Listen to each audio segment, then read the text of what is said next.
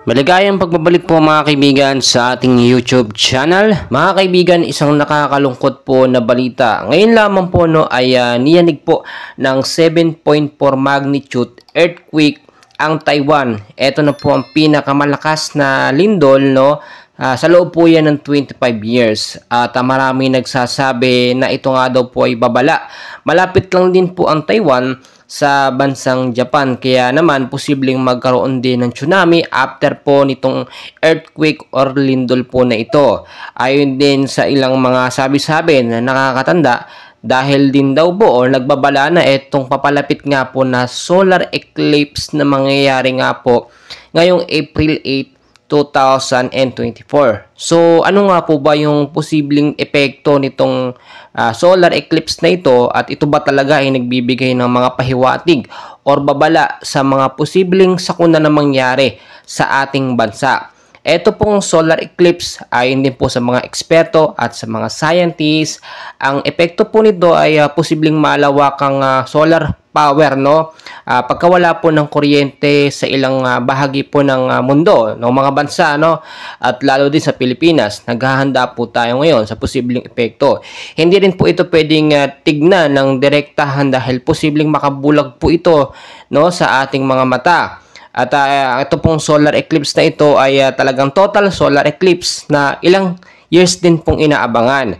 Ayon din sa ilang mga matatanda, may mga pamahiin po sila na ito nga daw po ay babala na may mga dilubyo or mga sakuna na posibleng mangyari.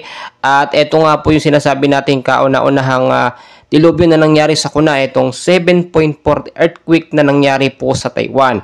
Pero syempre, napakagandang protection pa rin po yung panalangin at humingi tayo ng gabay sa Diyos kung ano po ang dapat gawin sa ganitong klaseng mga sitwasyon. Yung sinasabi naman na epekto po o babala ng solar eclipse ay pamahiin lang din po ng mga matatanda. Pero kung pakikinggan natin, okay lang naman, pero hindi magandang i-practice yung ganitong klaseng pamahiin, which is nakakapagbigay po lalo ng hindi magandang pakiramdam o pag-aalala sa mga tao sa lahat po ng mga bansa. Naghahanda na ang North America para sa mangyayaring solar eclipse ngayong April 8. Kaugnay nito, inanunsyo na ang pagsasara ng ilang mga paaralan sa Estados Unidos dahil sa alalahanin sa kaligtasan kapag nilukob na ng dilim ang ilang bahagi ng bansa. Ayon sa mga eksperto, ang solar eclipse na ito ay maaaring magdulot ng malaking pagkawala ng solar power generation na maaaring maging dahilan ng problema sa mga electricity system operator. Inaasahan na milyong tao ang mag-aabang sa pangyayaring ito at maging ang mga astronomy enthusiasts mula sa ibang parte ng bansa ay magpupunta sa mga estadong daraanan ng eclipse.